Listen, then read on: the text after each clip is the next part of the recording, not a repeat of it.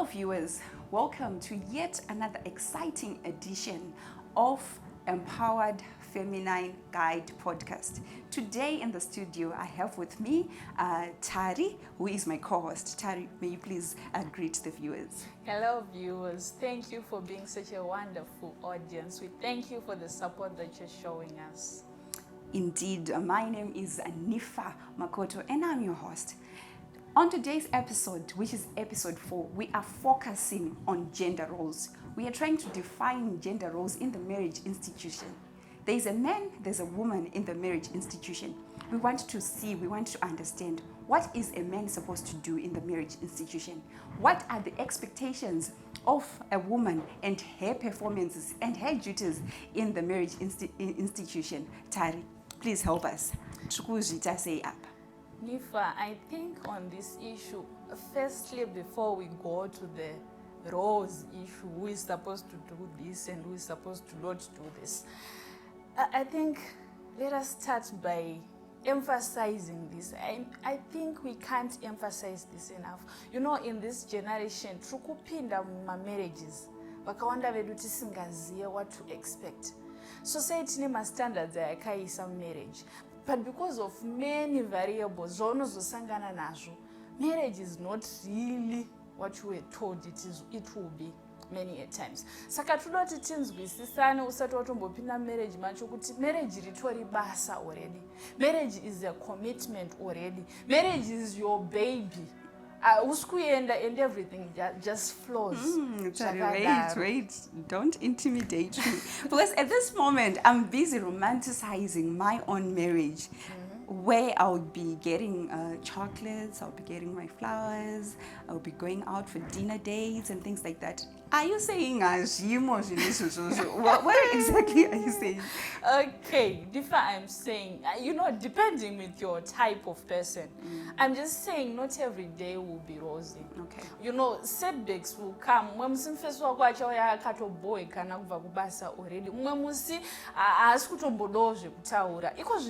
Everything is flowing because we are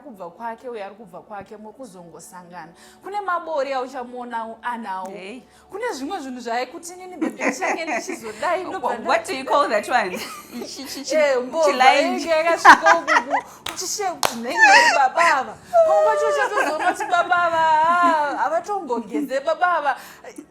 Morning breath. Yes, a lot of things that are going to turn you off kanogapinda marriage uchitemba ma feelings, uchitemba ma expectations, uchitemba zvorukona mu TV, uchitemba. I'm not saying marriage is bad. Marriage is good. It's good. Munhu wese zvingave zvakanaka tese tikapinda marriage zvikanofamba zvakanaka. But we have to understand that it takes a lot of effort. Muri vanhu tu vakasiyana. Mwakarererwa kwabhora, mwakarererwa kubulawayo. The cultures on their own. Your family on those are the things that will start bursting out and surfacing. Wow, marriage kuzonoti saka makandirora saka zvikuroti ndikufanira kuzorelata natete ndikufanira kuzorelata navamwe saka ndikasawirirana navamwe nekuwirirana. Exactly. And on that note, Tari, ndine mamonerwo esadza andakadzidziswa kumba kwedu, which actually contradict the way vamwene wangu wants sadza to be prepared. Saka panika kakuswitcha my life from what I'm used to adopting another type of life. Apa remember kuti ndatokura saka ndine short time yekuadjusta yekudzidza zvinoitwa uku. I think this is why viewers, a lot of people encourage us hanzi roranai vematongo. Vematongo is not talking about people who are within your physical space, but we're talking about tradition, culture, religion, values, beliefs, and things like that. Yes. So that's a very critical role that people need really to take care of. You need to think about it. Think about it carefully before you commit to someone. It's more than feelings. It's about values, culture, way of life. Thank you so much, Tari, for bringing that up. Unoona munhu achida kubudira marriage kutoti inini ndazvitadza. Ari kuita sei? ai kamwe kamutauriro kaanoita kamwe kamuchi zvasiyana kana ibhebi mataurirwo awoitwa newo chiri musikana uchinyengererwa zvasiyana iko zvinezvi I'm expecting you to be the woman who is supposed to lead my children in the right direction.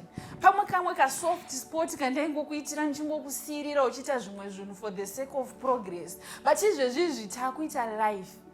We are coming back to reality. Takuda kuita zvinhu zvinobatika, zvinhu zvinooneka. Kune mamwe matraits ekuti ndekusekerera uri musikana but iko zvinezvi ukanditira pavanhu vanongoti Indeed, viewers, let's understand where this gender role topic is coming from. We need to understand kuti patrikupinda marriages, what is expected of me as a woman, because sometimes uchiona kuti tari challenge iri kuitika ndeyekuti handisi kutoziva zvinhu zvandiri kuexpectwa kuti ndinge ndichiita. That's where the war comes in. Saka we want to dissect this matter today. Let's look at it closely. What are gender roles, Tari? Magender roles nifa trukuti ava ndibaba ava ndiamaya in a marriage setting. Kune zvinhu zvatrukuti tikasvika trukutarisira kuti baba is taking care of this. Pane pamba pekuti ukasvika ukangoona mafambiro ezvinhu, you can easily see kuti there is a missing father figure here. Kune zvinhu zvinotarisirwa pamba pana baba. There is a certain type of leadership, a certain type of aura inoprevail in a family because of the presence of a father. Pane pamba pekuti ukasvika unoti maive panapa bo, it's because tinotoziva kuti kana ari semandiro tikamaona ari kudo, kana vari sevana tikavanzwa vachichenama. Those are the things that are expected. Kuti zvinhu izvi zvichange zvichinetshwa muvana, zvichange zvichiiswa muvana nani naamai, because it's a role to nature. It's a role to help. It's a role to make sure kuti pamba pari right, pamba pari kugarika, the atmosphere. Kana baba vachizobatsira, well, congratulations. But tine zvinhu zvokuti tikasvika zvakakanganisika chero ukazoti baba vacho ndo vadai so. Iwewe, you are the helper. Hembe dzemurume ndedzake, iwewe wachawapedza. But pane mamwe mapfekero atinozotanga kubvunza noti ko mama vanga vasina kuona here. You are there to make sure unoisa icing so. Unoisa ka ora kekupedzesera. It's okay, Tari, because I think viewers are actually itching right now to really understand one by one. Nyatsoti vhurira Tari tinyatsonzwisisa kuti kana tichiti pamba pane murume ari kusiya mhuri yake achinobatana nemudzimai. What exactly is expected of that man in that house? Ngatimbotange nemunhurume. As a father, okay. Yes. Kana waita baba kune nyaya ye-leadership. Okay. Leadership kuti zvinhu zviri kufamba sei, ma-major decisions ari kuhandliwa sei, trukufa direction yedu semhuri ndeipiko? Okay, hold on a little bit. Pauri kuti direction, are you talking about the vision of the family? Yes. Saka, alright. Inini ndinoga madreams angu. Ndine ka vision. Ndine mafungira ndaifungidzira kuti inini life yangu doti ifambe in this direction. I have this dream of this. Ndine vision because I'm an empowered woman, remember? Yes, does it mean that if I get married ndakutomelta vision yangu or ndakuisa under the submission of a man? Zvekufamba sei? Pane vision yemurume, pane vision yemukadzi. Whose vision are we going to follow? Okay. We are going to follow vision ya baba nifa, and at this point we are only praying that wakaroorana nemunhu anokunzwisisa, munhu anoziva zvinhu zvinotsvira mwoyo wako, munhu anokwanisa kukusapota. Ndo zvatakunamatira at this point, because whoever you are going to marry, you are going to be submitting under that authority. Okay. Saka zvawaifunga hatisi kuti zvakashata kufunga, but izvezvi zvitakungonamata kuti mafungiro ako aya baba ava vaimazivawo pamwe pacho, zvekuti kana vakuzotonga vakuzogadzira vision 2030 vari kuzoti asi muvision 2030 mudzimai wangu paya yaimboti ndinoshuwirwa yekuti kana zvazodai ndizodai, such that family ichiachieva iwo uri kuwanawo fulfillment from zvawanga wagarawo uchifunga usati waita sei, usati wapinda. Saka mukuti here inini kana ndanga ndine dream yekuvaka imba kunyanga, kana baba vati zvona iwa isusu tinovaka kuMount Darwin, imba inovakwa kumwanda rwenifa tonamata kuti maresources nyasha ngadziwande nifa anga akambodzawo baba kuti kunyanga kumafura mhepo kunondiitira kana mari yawanda baba ubva ati aiwa yechitu yacho takuisa kupi kunyanga bebe wakamboti waikuita sei yatoo yechitu waikuda yatoo yechitu but at this point you have to understand kuti we are abiding by the leadership mumba mukangoita maleaders too even in any setting ukazvitarisa kubasa chaiko mukada kudelege kuti ma-CEO too azvibude. Thank you for that, Tari. Now I'm curious, viewers, what type of discussions are we having with our spouses to be during courtship or during dating? Do we understand their vision? Or someone calls it chicken in dating, yes. where you just go out and eat whatever. You are not talking about critical matters, because from what you're saying, I should sign up for a marriage. Ndanzwisisa kuti murume uyu ada kutinangisa direction yakati. Ndonzwisisa the sacrifices that I'm supposed to make as a woman in support of the vision yemunurume. Yes. Yeah. This is also yeah. Okay. Let's look at another role. Yes. Another role of a man is that of a protector. Okay. Mhuri yako should be safe under your covering. Okay. Mhuri yako inofanira zoti audi kuita mhuri yekuti ada kuuya atuka ada kuuya achinja ichi ada kuuya ati there should be that covering that comes with your presence as a man. Kuti vanhu vanoziva kuti tiri safe so vanhu vanoziva kuti no weapon formed against us shall prosper. Baba vakatibvumbamira. Mhuri yako unotoziva kuti mhuri yako iri intact kana miririra mhuri yako muzopedzerana kuti but chimu imimiwo apa musonoti dei madai because munhu anoataka mukadzi wako munhu anoataka mwana wako it's a direct attack to you. When your child is hurt haakwanisi kuita relationship inoflowa newe. When your wife is wounded zvino affect relationship yenyu marriage yenyu yakutoita sei yakutosheka. So you should be able to protect your family come what may. Another role also of a man is that of a provider. It's that of a provider. Anzi Adamu akangotanga nekutopiwa munda. Hold on to that one. Before you think of marriage, young man, young woman, look at your potential spouse. Munda wake uri kupi? Exactly. Ndo zvamuri kutaura. Ndo zvandiri kutaura kuti Adamu haana kungosikirwa mumunda. Wozvanzi munda wacho ndewako. Mwari ndakudze kuti ndoda kuita zvemunda ndiani? It was It's automatic. automatic. Like It's the responsibility. Munda uyu ndakupa, be fruitful, be multiply. Budisa ma resources. Provide for mhuri yako ma fees as much as you can. We know the economy is trying. Zvinhu zvakaoma muZimbabwe, there is no denying that. But in the office yamakaiswa baba taakutokumbirawo.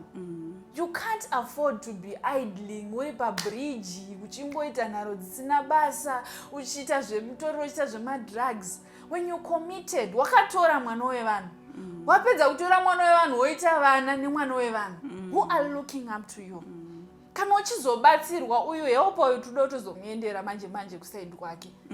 But iwewe iva nezvauri kuita. A man is supposed to be an initiator. Pa marriage setting chaipo tinotonzwa kuti hanzi murume achasiya baba namai vake. Zvikutotangira pamurume. Komukutangireko nenu kuti hanzi ndinichasiya baba namai vangu. It's God trying to communicate to you kuti you should be an initiator. Ibasa rako kutanga anobatsirwa on an ongoing activity. If you understand. Viewers, this is quite powerful. I mean, we now understand the duties of a man in a marriage institution. Remember, if you have any comments, if you want to understand anything or you want to engage with us, comment in the comment section below. Like, follow us, and make sure that you subscribe to our YouTube channel. Shout out to Wendy Zwanai, one of our toppest fans on this show. Thank you so much for being with us. Now we want to move to the roles of a woman in a marriage institution. Yes. Apa tikutaura nemanasikana handiti. anzwisise kuti what is it that they are signing up for. Remember when we started in our introduction, Hanzi Natari, it's not about feelings. It's more than that. So more than that, Yacho is coming with responsibilities. Yes. So we want to understand the responsibilities that you are supposed to be knowing, the duties you're supposed to perform. Kuti uzive kuti zvinzi pambapa pana amai vakakwana zvii zvaunenge uchiita. Tari, help us with that one. Nifa pane mukadzi rega nditange the role, the call to be a helper. Because tikamanyira unana nurturing, vana vanozouya pamwe pacho, I mean, fate will decide, but you are supposed to be helping your man. Wasikwa iwo murume wako atopiwa munda, you are supposed to help him flourish. Ndakambonzwa mwe mutaura achiti, you know, there is a king in every man. There is always, chero kamtarisa ukona akadembedza trousers kusvika uku, chero kamtarisa ukona achita sei, there is always a king in a man. But it takes a special kind of woman to then bring out iri pakati kunge onion kukutobvisa ngokupila onion so vanhu vachitoshamisa kuti ndiyere mufesu ndiyere. We need to see that improvement in a man the moment that you enter into his life. Atisi kuda murume anoramba akadaro iwe wakabvisirwa. We want to see the movement, we want to see the change, we want to see the developments. Kuratidza kuti amai vavepo, tiri kutenda kuti baba vane chiono, but chiono chiri kuda vanomhanya nani. All right, Tari. What I'm picking from here is we are pushing the vision of a man in the house. Nekuti ndiwo baba. Yes. Asi woonaka. Ndina mai vangu inini vakakura vachipusha vision ya baba. But in the long run, life happened. Vakanzibuda mpamangu yendi with nothing in her name. And I think this is where a lot of women are fighting this stereotype. Kuti taneta nazo zvekunzi mukadzi anobatsira murume, because at the end of the day, if you help a man, he will leave you for another woman. You build with a man, but you will go eat with someone else. So how can we how can we deal with that? I understand. Ndandinozvifunga from that perspective. Varume muri kutirasisa ipapo. Varume muri kutirasisa, if a lady, if a woman, mwana wevamwe vanhu kana asiya hake atenda kusiya vabereki vake, oya omira newe, oya ostava newe, paunorwara achipukuta, pauno misbehave achiregerera, paunotadza achingoita mwoyo murefu. Don't go and feast with a woman you didn't starve with. Mukadzi amira newe, kana zvinhu zvazokunakira, rangarirawo umire naye. Izvi zvekuti vanhu vakuzofunga kuti vane mamwe malevels ari nani, vane mamwe. Do you know kuti malevels anotaurwa nevakadzi vandazochinjwa vanhu va-established aya? Inyaya yekuti mwana wevanhu ari kubinduka, kana ndichibva kumunda handibve ndakachena. Ndinobva ndakaneta, ndiri kutongosvika ndichirara, ndandiri kuri kushandwa. Zvimwe zvinhu kana iwe tasvika maresources akutenderawo kuona kuti amai boy, madress akadaiswa amaipfeka aya, kune ndibatsire. Kana ukuona kuti madyiro aya amai boy haache, but tine varume vari kungomhanyira kunotsoropodza mukadzi ari kubva kumunda. Hauna kumbotarisawo kuti ari kudikitira aneta. You need to also be able to mira naye. Mira nemudzimai akaita zvaakaita izvozvo nekuti anga achimira newe. Kana ane zvaasiri kugona mudzidzise, kana une zvauri kutarisira mudevelop. I think that message is loud and clear to the men watching the show. Hanzi mira nemukadzi wako andete. Now my message now is, a lot of women now, they are now in a defensive mode already. Asati atombopinda marriage macho, akutogara aziva kuti muchi-institution nogona kushandisirwa mahara. Ndobatsira munhu to build with him, ndomubatsira zvese, but at the end of the day, I walk out empty-handed, hurt and heartbroken. Ndisisade futi kuona chinonzi murume. So how can we navigate that now? How can I get into the marriage institution? Ndisina kugara ndakatobloka zvinhu zvandisati ndatombona zvichiuya but ndakutobloka kudhara. How do we deal with that? Those are real, very real psychological effects. Kuti nanongogara ari alert, akutogara akatenga imbwa, yes, I understand that. But kana wakupinda marriage zvainoita kana wapinda ndeyako. Hey. Okay. Kana wapinda aupindire marriage ari panext. And pane zvinhu zvinoita kuti marriage ifambe. One of those things is trusting. Okay. That whoever you are going to be marrying as a spouse has your best interest at heart. Saka atikwanise kukusiya uchita defensive because that lack of trust, that defensiveness is going to make your marriage sour. Murume uyu achanga achikutarisawo achishe kuti kuchiko zvaita sei ko zvekuti wakazonzwa mainhingi vakazobuda vasina azviziye. Saka zvibatsire iwewe kuti you know what, whoever you're going to be vulnerable with, chitozvibatsira kuti Mwari help me to trust. Kutozviita self-consciously kuti you know what, whatever happened to whoever it happened to, zvakaitika, but I'm trusting, I'm hoping for the best in my marriage. Woisawo your strength into your marriage. Trust awovimba neumwe wako. Viewers, this is a very exciting episode. I'm sure we can all engage and we can all relate. Message yangu katarika ndeyekuti tiregerere mazuva ezvinhu zvatakasangana nazvo zvisinei nesu. Tiregedze kuhotspotwa. Because at the end of the day, there are some people who are already in a defensive mode. Munhu ane 19 years, but hakutokudzwa kuti marriage yakashata, but asitambopinda. So we need really to heal and move. So can we talk about the other gender role when it comes to women? What is expected of a woman in a marriage institution? In a marriage institution, we're also expecting you to be a nurturer. Ukufana kukudza, you know, handisikunyatsoziva the shona word for it, but tikukuexpecta kuti urere. And urere zvakanaka. Hausi kungorera chete just for the sake of just garbage in, garbage out. We are expecting kuti zvinhu zviri around you zvinge zviri lovely. Munhu wese akasvika ati wow, this caliber of children. Aitende ndopataiti pepenifaka. Kana wakusarudza basa vanhu vakazenge varamba vakati isusu basa toita ratada zvikazodini. But you need time with your children. Chokwadi unoti mwana kwamutoko akazvarwa kwamutoko anouya akadzidziswa tsika dzekumaVictoria nemaid. You find kuti even the tone, the language, the values, the morals, atombozive what you stand for as a mother. Those are very critical things. Because mwana kana ari mudikika zvaatobata atoita sei ndizvozvo zvekutozoti dzidzenda form 3 utanzi pepepo wembodai chidai so azvibudi rinenge ratoo rimwe drama. So we have to make time as mothers to be there for our children, to nurture them, to guide them, to lead them in the right way. Maways ekuti kana azokura hausi kuda kuzonyara, hausi kuda kuzotanga kuti nyaya yekuti akakura asina imi mamuri kupi. Hey, Tari, I don't know, because in this, no one is glorifying a stay-at-home mom. Nobody. Saka, how are we going to shift from that? Because hanzi arora mukadzi wakanoita nezvizvo zvanzi haende kubasa.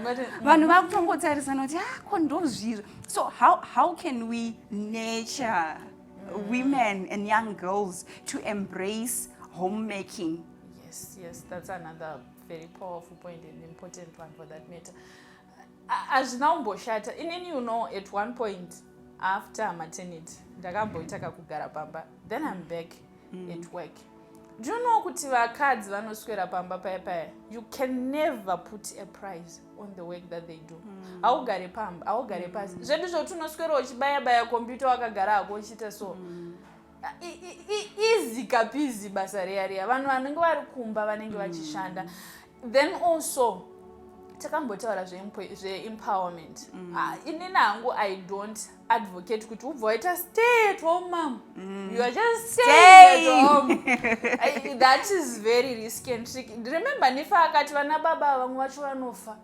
Vamwe vana baba ndo vamwe vacho vatambonzwa tanzi kana zvazonaka kuita sei akushova uchamuona kuti aenda kupi. You also have to be in a position yekuti you can easily pick up kana zvinhu zvikazongosara zvakaita sei zvakati bva. Saka find something flexible chekuti unoziva kuti I'm making something uchi-increase knowledge yako.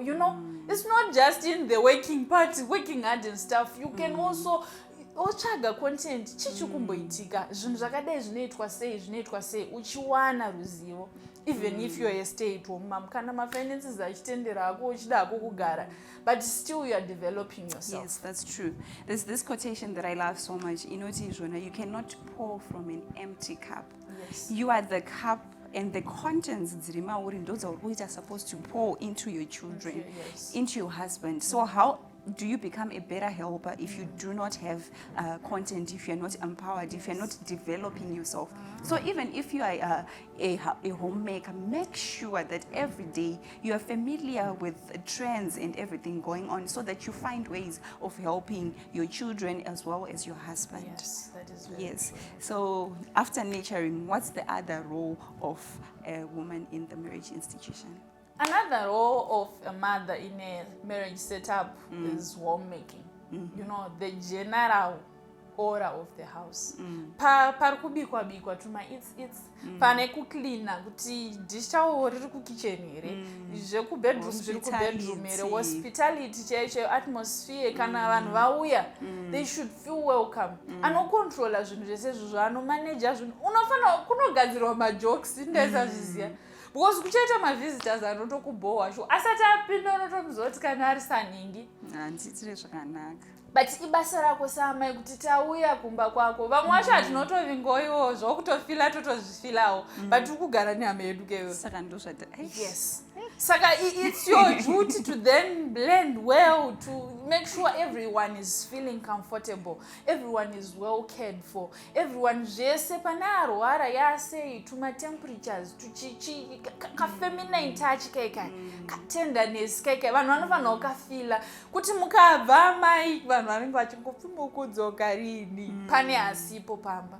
That's true, but then I also have a question. My question is on the duties of a woman. Kubika, kuwacha, kuita sei. Ndakanzwa kuti kwane ma-timetable yokuti baba nhasi ndo vari kubika, mangwana mai ndo vari kuwacha. I don't know, can you help us with that? Vanhu vari kuchinja roho yakambobika uyobika. Hey, that is a very tricky one. I think izvozvo depends on the type of spouse that you married. But for most of these our African men, aibo. It's a non-starter. Especially muchiri kutotanga so. Especially ndine ka awareness kekuti kufunga kuti nhasi ndiri kubika nekuti wabva kubasa. Yeah, especially zvangu ndichiri kungofila kuti kuda kundishandisira mari zenze kuti saka ngadai. Aiwa ndokusiyai moya moita maduties enyu mai mwana. But are we not supposed to be helping each other? Ndiwa watanga kubva kubasa ndiwe murume. Inini ndatinonokewo maybe ne45 minutes. Ndofana kuti baba ndokumbura ufana kuisirwa kana muriwo pamoto ufana kubhoira. Ndinenge ndatodherera here kana ndikadaro. Unongosina kumbodherera chaizvo. Tikada kutotsvaga nyaya iyo unongosina kumbodherera. But also another fear ine varume ka ndeye perception yako iwewe ndo yavanenge vachida kushanda. Inini zvinotombondiri. But perception, that's not inyaya yeperception. Kune mafungiro edu vakadzi. Unoziva kuti vazhinji vedu ukabikirwa nhasi. Unoziva kuti kuswera mangwana wakutoverenga kuti ndazobikawo Tuesday saka Wednesday. Ndakutofila entitled. Wakutofila entitled. Chikufana kuchinjana. Saka pane kabalance kavanenge vaida kuti mugare mangoziva kuti mapoto ndani ndenyu. But pamari apa tingobatsirana wani kuunza mari. Muri mahelpa ka kumurume ndihelpa wako here. Hey. Guys, I want you to. Comment section. I mean, I'm bringing money. I'm helping my husband, but kana akabika anditira favor because ndini mbatsiri. Ameno muri kuzvionawo sei. Ameno. All right, mira ndizviclarify a bit. Varume, they want to help you of their own accord, of their own will. Avatombodi kuti zvinge zviri influenced with whatever that you are thinking, with the fact that you are thinking kuti ndabva kubasa na 6. Izvozvo zvautiri kufunga kuti wabva kubasa na 6 ndo zvaanoregedzera ubike. Hey. anoda kubika nekuti ari kuda kubika. Iwewe as a wife ukazopedzisira wachimaster unoziva kuti vakadzi vanotonga dzimba dzese dzakawanda. But utongi hwacho manje watiri kuti kumakati wana anotonga ndibaba unouya with trust, with knowing kuti chero nhasi ndikazomuka ndikakukorobhera imba yese hausi kuzorijusa ubaba wangu nekuti ndakukorobhera. Saka muri kuti pamwe pacho ndikabikirwa inini ndakukanganwa kuti ndini mai ndakutovhunza kuti saka iwewe wakapedzurobika last week uri kufunga kuti anofanira kubika vana vandiani. No problem iri kuziva, not kuti murume akabika anobva amera muswe or something odd happen. Inyaya kuti vada kutanga vashanda iwewe kuti uzvizive kuti kana ndazoitirwa kaiwai bonus kana yauya gore iroro takashanda tinotenda Mwari, kana isina bonus hakuna. Viewers, we have come to the end of our episode 4 on Empowered Feminine Guide podcast. Remember to like, share, and subscribe our YouTube channel as well as our Facebook. See you in the next episode.